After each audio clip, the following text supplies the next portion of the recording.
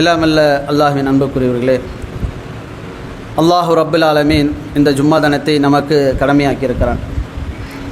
அவனை போற்ற வேண்டும், புகழ வேண்டும் என்று ஒன்று குழும்பச் செய்த வல்ல ரஹ்மானை போற்றி புகழ்ந்தவனாக அல்லாஹ் ரப்புல் ஆலமீன் அகிலங்களை படைத்திருக்கிறான். அதில் எண்ணற்ற உயிரினங்களை படைத்திருக்கிறான்.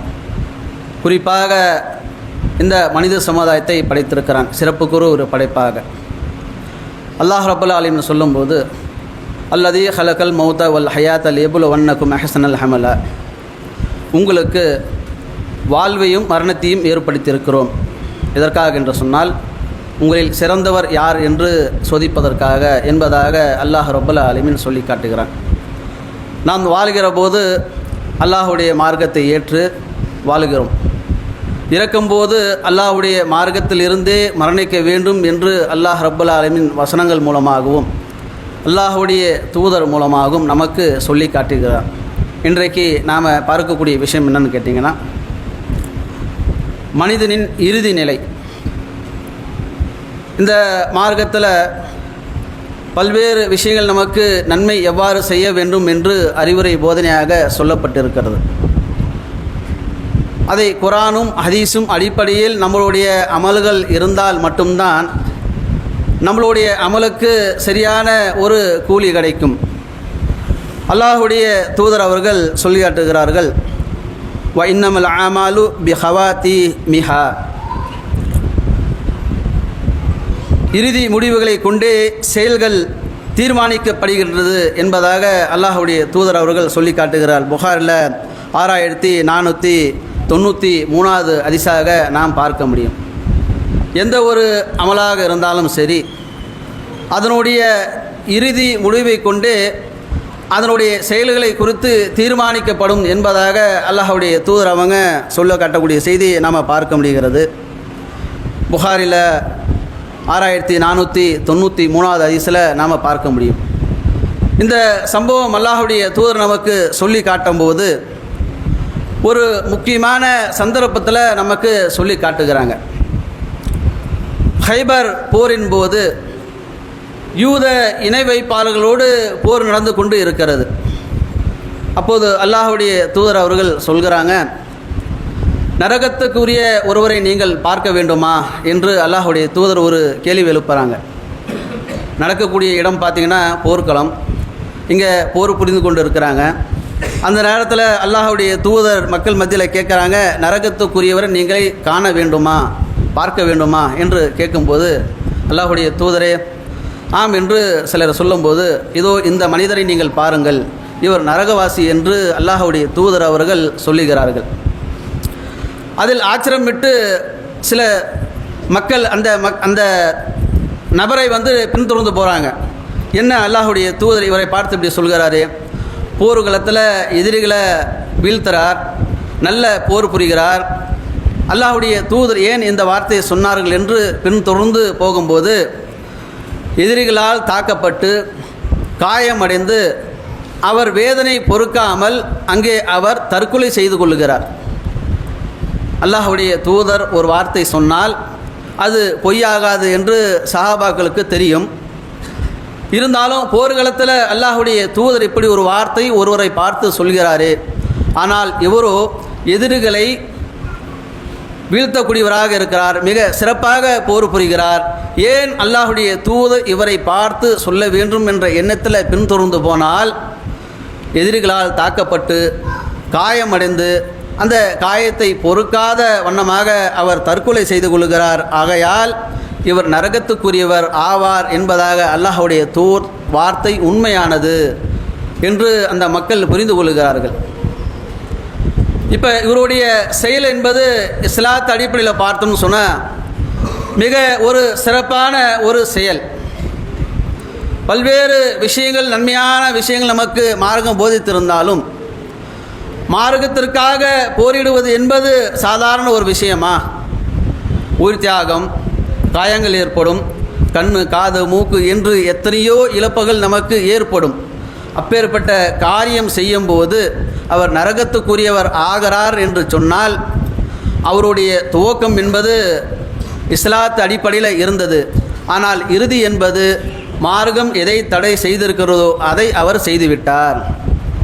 தற்கொலைக்கு இஸ்லாத்தில் என்ன பரிசு என்று கேட்டோம்னு சொன்னால் நிரந்தர நரகம் என்று அல்லாஹுடைய தூதர் அவர்கள் சொல்லியிருக்கிறாங்க.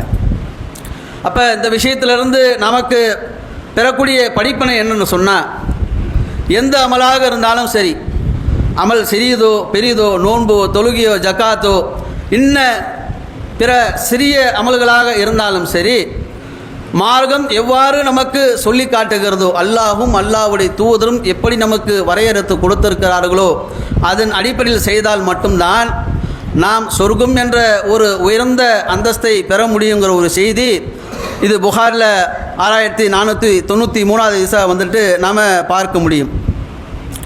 அல்லாஹுடைய தூதர் அவங்க சொல்லக்கூடிய செய்தி பார்க்கலாம். இப் அச குல்ல அப்த அல மாத அலைஹி, ஒரு அடியார் தாம் இறக்கும் போதிருந்த மனநிலையிலேயே எழுப்பப்படுவார் என்பதாக அல்லாஹுடைய தூதர் அவங்க நமக்கு சொல்லக்கூடிய செய்தி முஸ்லீமில் 5518 செய்தியாக பதிவு செய்யப்பட்டிருக்குது. ஒருவர் தற்கொலை செய்து கொண்டு மரணிக்கிறார் என்று சொன்னால் அதே நிலையிலேயே அவர் எழுப்பப்படுவார். ஒருவர் இணை வைத்த நிலையிலேயே பாவமன்னிப்பில் கோராமல் அதே நிலையில் மன்னிப்பார் என்று சொன்னால் அதே நிலையில் அவர் எழுப்பப்படுவார். ஒருவர் இறை மறுப்பாளராக இருந்து மரணிக்கிறார் என்று சொன்னால் அவரை அதே நிலையிலே எழுப்பப்படுவார் என்பதாக அல்லாஹுடைய தூதர் அவங்க சொல்லக்கூடிய செய்தியை நாம் பார்க்க முடியும். அது தொடர்ந்து இன்னொரு ஹதீஸ், இறப்பதற்கு முன்பு 3 நாட்கள் முன்னால் உங்களில் ஒருவர் அல்லாஹ்வை குறித்து நல்லெண்ணம் கொள்ளாமல் மரணிக்க வேண்டாம் என்பதாக அல்லாஹுடைய தூதர் சொல்கிறாங்க. நீங்கள் மரணிப்பதாக இருந்தால் 3 நாட்களுக்கு முன்னால் அல்லாஹ்வை குறித்து நல்லெண்ணம் கொள்ளாமல் நீங்கள் மரணிக்க வேண்டாம், அல்லாஹ் மீது உங்களுக்கு நல்லெண்ணம் ஏற்படட்டும் என்பதாக அல்லாஹுடைய தூதர் சொல்லக்கூடிய செய்தி முஸ்லீமில் 5517 செய்தியாக நாம் பார்க்க முடியும். மக்களுக்கு ஒரு சந்தேகம் ஏற்படும், நம்மளுடைய இறப்பு நம்மளுக்கு என்ன தெரியுமா, நான் 3 நாளைக்கு அப்புறம் இறக்க போகிறேன், அதனால் இன்றைக்கி நல்லெண்ணம் கொள்ளணும் என்ற செய்தி நமக்கு தெரியுமா என்று கேட்டால், நம்மளுடைய மவுத்து எப்போது நிகழும் என்ற ஒரு செய்தி அல்லாஹ் மட்டுமே அறிந்திருக்கிறான். ஆனால் அல்லாஹுடைய தூதர் அவங்க 3 நாளுக்கு முன்னதாக அல்லாஹ் மீது உங்களுக்கு நல்லெண்ணம் ஏற்பட்டு இருக்க வேண்டும் என்று ஒரு உத்தரவு நமக்கு கொடுக்குறாங்க. நம்மளுடைய மவுத்து எந்த நேரத்திலும் நிகழலாம், அல்லாஹ்வின் மீது நல்லெண்ணம் கொண்டவர்களாக நாம் மரணிக்க வேண்டும் என்ற ஒரு செய்தி இதிலிருந்து நம்ம புரிந்து கொள்ள முடியும். அல்லாஹ்வுடைய தூதர் காலத்தில் நடந்த ஒரு சம்பவம் நமக்கு அல்லாஹ்வுடைய தூதர் அவங்க சொல்லி காட்டுறாங்க. நஜிதை சேர்ந்த குலத்தை சேர்ந்த ஒரு மனிதர், இவர் கிறித்தவராக இருக்கிறார், இஸ்லாத்தை ஏற்கிறார், அல்பக்ரா ஆல இம்ரான படித்து கொண்டு வருகிறார். அல்லாஹ்வுடைய தூதரிடத்தில் எழுதக்கூடிய ஒரு வேலையில் இருக்கிறார். கொஞ்ச நாள் போகுது, போன கையோடு அவர் மீண்டும் என்ன செய்கிறாருன்னா அவருடைய பழைய கிறித்துவ மதத்துக்கே போயிடுறார். வேதக்காரர்களோடு போய் கூட்டு சேர்ந்துக்கிறார். வேதக்காரர்கள்லாம் இவரை தலையில் தூக்கி வச்சு கொண்டாடுறாங்க. ஏதோ முகமது இடத்துல இருந்தார், இவர் மீண்டும் பழைய மதத்துக்கே வந்து விட்டார், ஏதோ இன்று நம்மோடு இருக்கிறார் என்ற ஒரு சந்தோஷத்தில் அந்த மக்கள் எல்லாம் தூக்கி வச்சு கொண்டாடுறாங்க. அல்லாஹ் ரப்புல் ஆலமீன் அவங்களுக்கு மத்தியில் வச்சு அவருடைய கழுத்தை வந்துட்டு முறிச்சிட்டான். அல்லாஹ் மரணத்தை ஏற்படுத்திட்டான். அந்த மக்கள் அவரை அடக்கம் பண்ணுறாங்க, கபரஸ்தானில் போட்டு மூடிட்டு வராங்க, அடக்கம் பண்ணிட்டு வராங்க. மறுநாள் காலையில் பார்க்கும்போது அவர் அந்த குழிக்கு மேலே இருக்கிறார், மண் அவரை ஏற்றுக்கல. மீண்டும் அதே போல் அவர் அடக்கம் செய்கிறாங்க. அவர் மீண்டும் என்ன பண்ணுறாரு, மறுநாள் காலையில் பார்க்கும்போது கபருக்கு வெளியில் கிடக்கிறார். மீண்டும் 3வது நாள் இதே போன்று செய்கிறாங்க, அவர் மீண்டும் கபருக்கு வெளியில் இருக்கிறாங்க, அந்த மண்ணை ஏற்கலை. இன்றைக்கு நம்ம பார்க்கலாம், அல்லாஹ்வுடைய மார்க்கத்தை சத்தியத்தை ஏற்று அது வரம்புக்குள் இல்லாமல் தான் தாண்டித்தனமாக எவர் ஒரு வாழ்கிறாரோ அவரோட மனநிலை என்பது அல்லாஹ் அங்கீகரிக்க மாட்டான் என்ற ஒரு செய்தி இந்த விஷயத்திலிருந்து நாம் புரிந்து கொள்ள முடியும். மூசா அலைஹிஸ்ஸலாம் அவருடைய காலத்திலிருந்து ஒரு படிப்பனை. மூசா அலைஹிஸ்ஸலாம் பல்வேறு அல்லாஹ்விடத்திலிருந்து வந்த அற்புதத்தை நிகழ்த்தினாங்க. மூசா அலைஹிஸ்ஸலாம் அவர்களோடு இருந்த சாமரி என்று ஒரு சொல்லக்கூடியவன் சத்தியத்தை புரிந்து கொண்டான். மூசா அலைஹிஸ்ஸலாம் 40 நாள் பயணம் போயிருக்கும்போது காளை கன்றை கடவுளாக அவன் ஏற்றுக்கொண்டு தானும் கெட்டு பிறரையும் வழிகெடுத்தான். அந்த சாமரி அவனுடைய மனநிலை என்பது அல்லாஹ் அவர்களை அங்கீகரிக்கல, அல்லாஹ் இணை வைப்பாளர் என்று அவர்களுக்கு அல்லாஹ் முத்திரையிட்டுட்டான். இன்றைக்கு நாம் பார்க்க முடியும், சத்தியத்தை புரிந்த எத்தனோ மக்கள் தங்களுடைய சுய லாபத்திற்காக, பதவிக்காக, செல்வத்திற்காக, பெண்ணும் பெருளும் என்ற மோகத்திற்காக அல்லாஹ்வுடைய மார்க்கத்தை விட்டு வெளியேற செல்லக்கூடிய மக்களை எத்தனையோ நாம் பார்த்து கொண்டுதான் இருக்கிறோம். அல்லாஹ்வுடைய மார்க்கம் கிடைப்பது என்பது அற்புதத்திலும் அற்புதம். அதை எவர் ஒருவர் பெறுகிறாரோ, அல்லாஹ் வழங்கிய அந்த வரம்புக்குள் தங்களுடைய வாழ்க்கை அமைத்து கொண்டால் இந்த உலக வாழ்க்கை என்பது சிறப்பாக இருக்கும். மறுமை வாழ்க்கை என்பது மிக அழகாக அவருக்கு அமைந்துவிடும். ஆனால் பல மக்களை நாம் பார்க்கலாம், உலக ஆதாயங்களுக்காக மார்க்கத்தை விட்டு வெளியேறி தங்களுடைய சுய லாபங்களை அடையக்கூடிய மக்களை எத்தனையோ பேர் நாம் பட்டியலிட்டு பார்க்கலாம். உதாரணத்துக்கு, எந்த ஷைத்தானிடத்திலிருந்து நாம் பாதுகாவல் தேடுகிறோமோ அந்த ஷைத்தானும் ஒரு நேரத்தில் மலக்குமார்களுக்கு ஈடாக அல்லாஹ் அவர்களை வைத்திருந்தான். அல்லாஹ்வுடைய கட்டளை வந்தபோது அதை ஏற்காமல் பின்பற்றாமல் போன காரணத்தினால ஷைத்தான் அல்லாஹ்வுடைய சாபத்திற்கும் கோபத்திற்கும் ஆளானான். இது நடந்த ஒரு வரலாறு குர்ஆனில் நம்ம நெடுங்க படிச்சிருப்போம். இன்றைக்கு நம்மளுடைய வாழ்க்கையில் வாழ்ந்து கொண்டு இருக்கும்போது சிலரை உதாரணமாக நாம் எடுத்துக்கொண்டால், சத்தியத்தை புரிந்து அதை தங்களுடைய வாழ்வில் ஏற்று நடக்காமல் சுய லாபங்களுக்காக சில காரியங்கள் செய்தார்கள் என்று சொன்னால் அதில் சில நபர்களை நாம் முன்னோடியாக எடுத்துக்கொள்ள முடியும். வேலூர் என்று ஒரு ஊர் இருக்கிறது. அதில் இப்ராஹிம் என்று ஒருவன் இருக்கிறான். அவன் ஏகத்துவத்தை புரிந்தவனாக இருக்கிறான். எந்த அளவுக்கு ஏகத்துவத்தை புரிந்தவன் என்று சொன்னால், மக்கள் மத்தியிலே பஸ்ஸுக்களிலே ஏறி ஏகத்துவ பிரச்சாரம் செய்யக்கூடியவனாக இருந்தான். அவனிடத்தில் சில பழக்க வழக்கங்கள் தீய காரியங்களாக இருந்தது. இது மார்க்கத்துக்கு முரணாக இருக்கிறது, தன்னை நீ சீர்திருத்து கொள்ளி என்று அவனிடத்தில் அறிவுரை சொல்லும்போது அவன் அதை ஏற்காமல் மறுத்தவனாக, புறம் பேசக்கூடியவனாக, கோபப்பட்டு மார்க்கத்தை விட்டு பல காரியங்கள் செய்யக்கூடியவனாக நாம் இன்றைக்கு பார்க்க முடியும். இதே பாப்பரப்பட்டியில் நீங்கள் பார்க்கலாம், விநாயகர் உருவத்தின் போது சிலையை தன்னுடைய கையில் ஏந்தியவனாக செல்லவனாக நாம் பார்க்க முடியும். எங்கெல்லாம் கோயில் கட்டுகிறார்களோ அந்த கோயிலுக்கு நிதி திரட்டக்கூடியவனாக அவனை பார்க்க முடியும். ஏதோ ஒரு ஊரில் ஆட்சி பெற வேண்டும் என்பதற்காக தர்காலே பிரார்த்தனை செய்யக்கூடியவனாக நாம் பார்க்க முடியும்.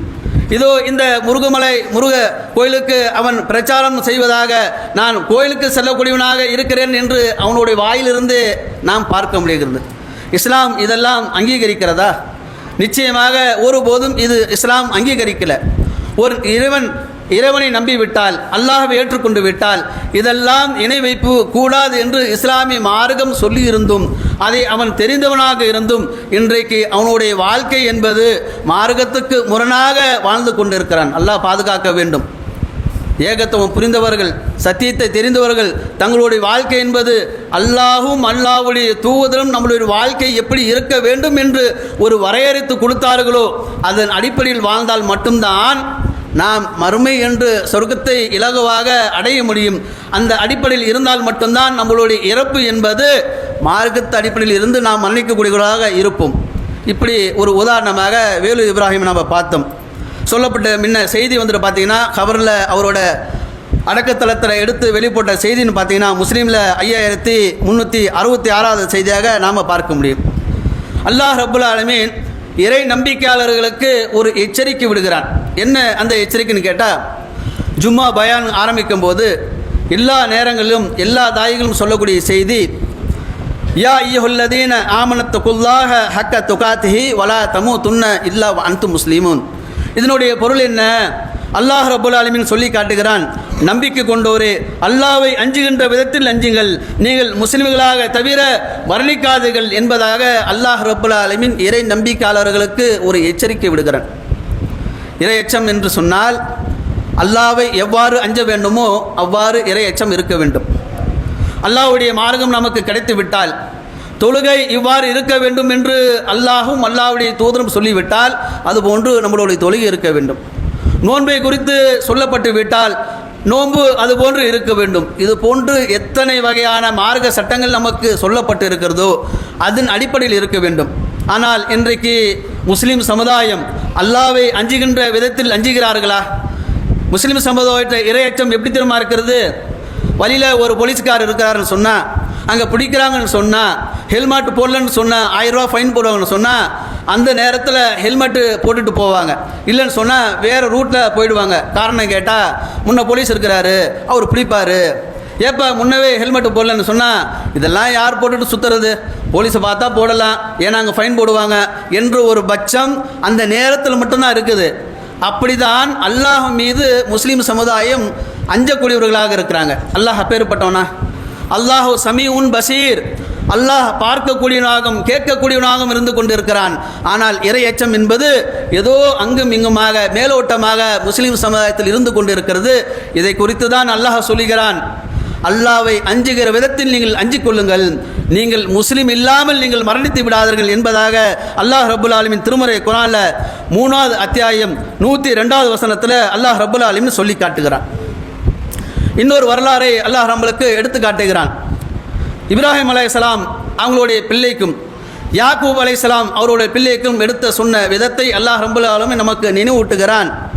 என் மக்களே, அல்லாஹ் உங்களுக்காக இம்மார்க்கத்தை தேர்வு செய்துள்ளான், முஸ்லிம்களாக தவிர நீங்கள் மரணிக்க கூடாது என்று இப்ராஹிம் யாக்கூப் தமது பிள்ளைகளுக்கு வலியுறுத்திய செய்தியை நமக்கு அல்லாஹ் ரப்புல் ஆலமீன் எடுத்து சொல்லுகிறான். எல்லா நபிமார்களும் தங்களுடைய பிள்ளைகளுக்கு நீங்கள் அல்லாஹ் இந்த மார்க்கத்தை ஏற்றுக்கொண்டான், நமக்காக கொடுத்திருக்கிறான், இந்த மார்க்கத்தில் இருந்து நீங்கள் மரணிக்கக்கூடியவர்களாக இருக்க வேண்டும் என்ற ஒரு செய்தியை ஆனந்திருத்தமாக அல்லாஹ் ரப்புல் ஆலமீன் சொல்லக்கூடிய செய்தி 2வது அத்தியாயம் 132வது வசனத்தில் நாம் பார்க்க முடியும். அல்லாஹுடைய தூதர் அவர்கள் நமக்கு ஒரு பிரார்த்தனை குர்ஆன் மூலமாக சொல்லிக் கொடுக்குறாங்க. அடிக்கடி இது எல்லோரும் கேட்க வேண்டிய ஒரு பிரார்த்தனை. என்ன அந்த பிரார்த்தனை கேட்டிங்கன்னா, என் இறைவா, நீ எனக்கு அதிகாரத்தில் சிறிது வழங்கியிருக்கிறாய், பல்வேறு செய்திகளில் விளக்கத்தை எனக்கு கற்றுக் கொடுத்திருக்கிறாய், வானங்களையும் பூமியையும் படைத்தவனே, நீயே இவ்வுலகிலும் மறியமிலும் எனது பாதுகாவலன், என்னை முஸ்லீமாக கைப்பற்றுவாயாக, நல்லோர்களில் என்னை சேர்ப்பாயாக என்பதாக அல்லாஹ்வுடைய தூதர் அவர்கள் நமக்கு ஒரு பிரார்த்தனை அடிக்கடி நீங்கள் செய்து கொள்ளுங்கள் என்பதாக சொல்லியிருக்கிறாங்க. திருமறை குர்ஆன் வசனம் 12வது அத்தியாயம் 101வது வசனத்தில் அல்லாஹ்வுடைய தூதர் அவர்கள் நமக்கு சொல்லி கொடுத்திருக்கிறாங்க. மரணம் என்பது எந்த நேரத்திலும் நிகழலாம். நீங்கள் முஸ்லீம் இல்லாமல் நீங்கள் மரணிக்க கூடாது, அல்லாஹ்விடத்தில் நீங்கள் கோரிக்கை வைத்தவர்களாக இருங்கள் என்பதாக அல்லாஹ்வுடைய தூதர் நமக்கு சொல்லி கொடுத்திருக்கிறாங்க. அதே போன்று மூசா அலைஹிஸ்ஸலாம் காலத்தில் நடந்த ஒரு வரலாறை அல்லாஹ் நமக்கு சுட்டி காட்டுகிறான். மூசா அலைஹிஸ்ஸலாம் ஃபிரௌன் இடத்துல பேசும்போது அந்த நேரத்தில் ஒரு நிகழ்வு ஏற்படுகிறது. மூசா அலைஹிஸ்ஸலாம் தடியை போடுறாங்க, அது பாம்பாக மாறியது.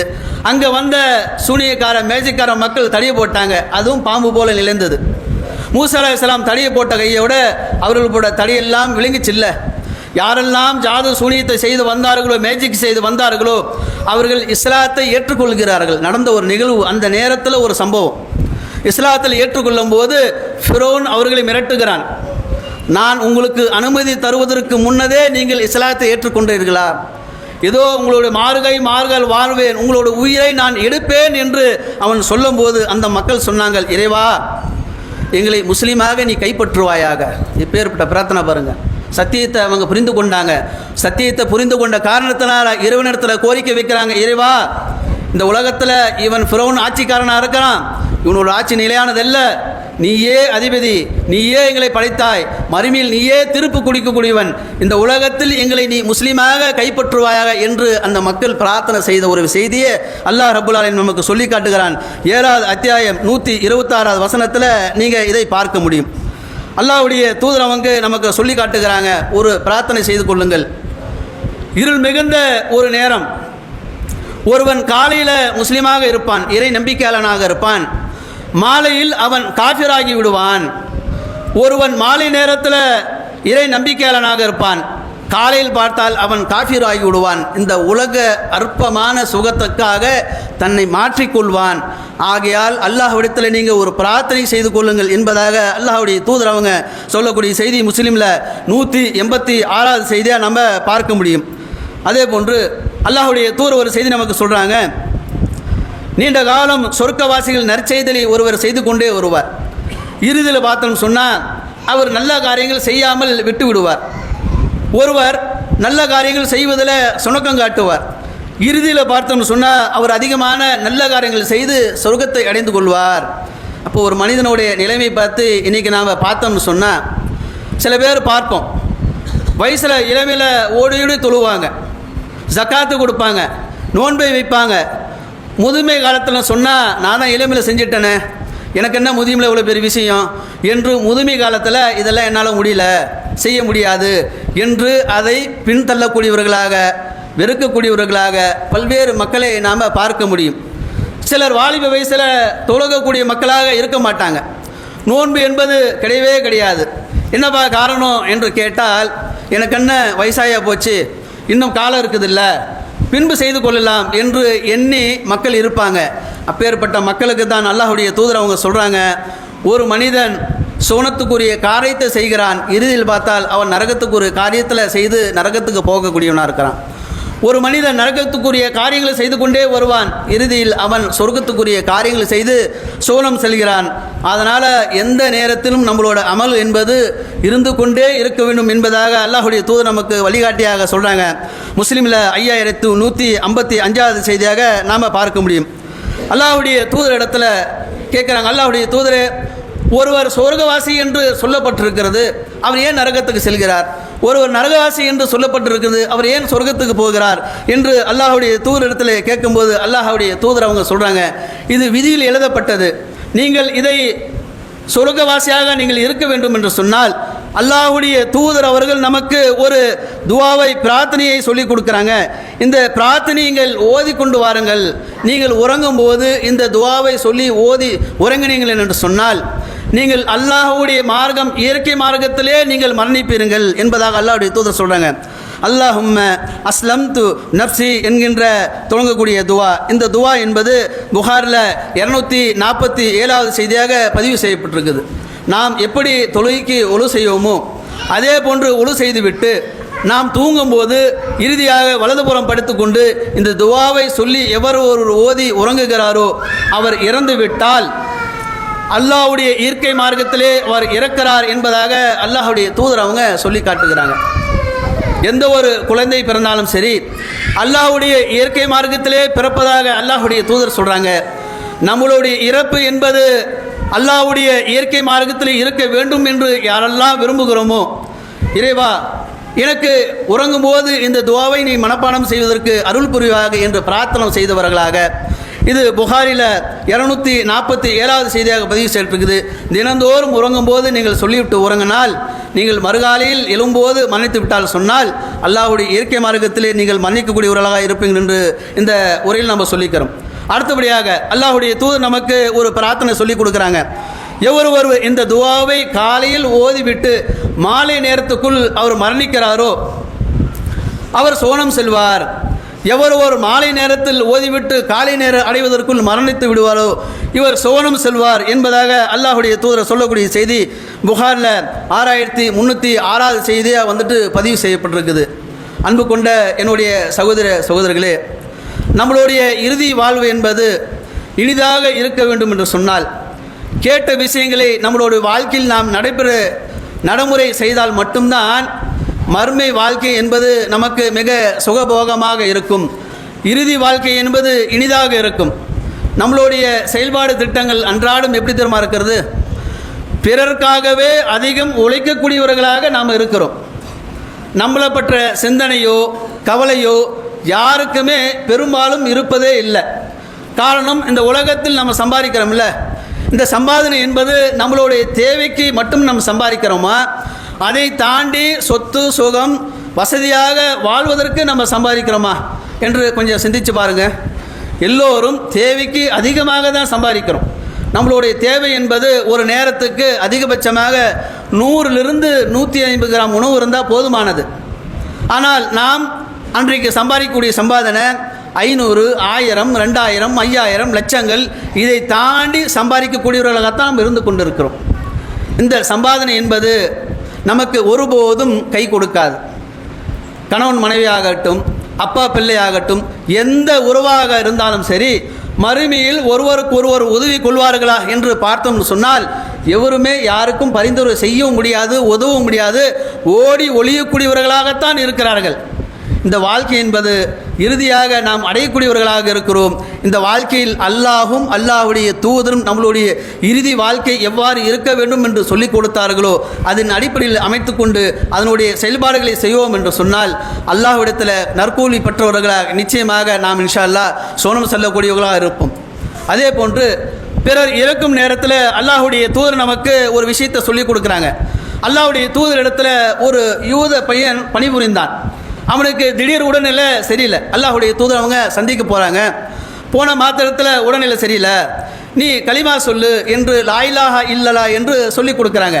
அந்த பையன் தன்னுடைய தந்தையை பார்க்கும்போது அபுல் காசிம் சொல்லக்கூடியதை நீ கேளு என்று சொல்லும்போது அவன் கலிமாவை ஏற்றுக்கொள்கிறான். அல்லாஹுடைய தூதர் அவங்க சொல்லிட்டு வரக்கூடிய செய்தி, நரகத்திலிருந்து பாதுகாத்த அல்லாஹுக்கே எல்லா புகழும்.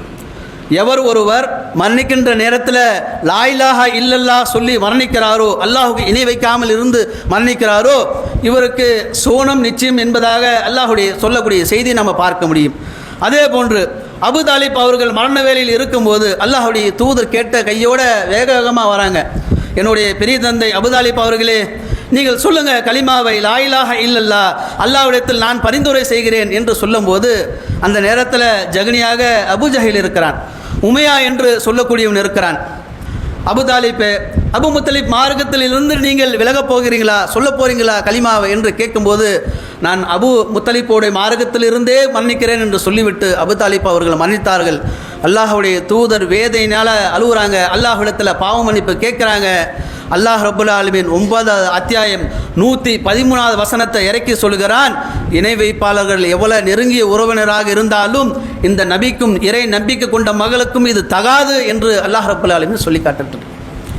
எவர் ஒருவர் மரணிக்கும் போது தூய உள்ளத்தோடு அல்லாஹ்வை மட்டும் வணக்கத்துக்குரியவனாக ஏற்று மரணிக்கிறார்களோ இவர்களுக்கு மட்டும்தான் பாவம் மன்னிப்பு. இறைவனுக்கு இணை வைக்கக்கூடிய காரியங்கள் செய்துவிட்டு எவர் ஒரு மரணிக்கிறாரோ அதை நாம் அறிந்து கொண்டால் ஒருபோதும் அவருக்காக பாவம் மன்னிப்பு என்ற ஜனாசா தொழுகையில் இறை நம்பிக்கை கொண்ட மக்கள் கலந்து கொள்ளக்கூடாது. எவ்வளவு நெருங்கிய உறவினராக இருந்தாலும் இந்த செய்தி குர்ஆன் வசனம் இது சொல்லுகிறது. 9வது அத்தியாயம் 113வது வசனத்தில் நீங்கள் எடுத்து படித்து பாருங்கள், இது புரியும். அப்போ நம்மளோட இறுதி நிலை என்பது அல்லாஹ்விடத்தில் நாம் செய்த பாவங்களுக்கு பாவ மன்னிப்பு கேட்கக்கூடிய மக்களாக இருக்கணும். அல்லாஹ்விடத்தில் தூய்மையான மக்களாக நான் மன்னிப்போம் என்று சொன்னால் அல்லாஹ் நம்மளுடைய இறுதி வாழ்க்கை இனிதாக்கி வைப்பான் என்று சொல்லிக்கொண்டு இன்னும் முதல் முறையை முடித்துக் கொள்கிறேன். வாஹிர் தவானா அல்ஹம்துலில்லாஹி ரப்பில் ஆலமீன்.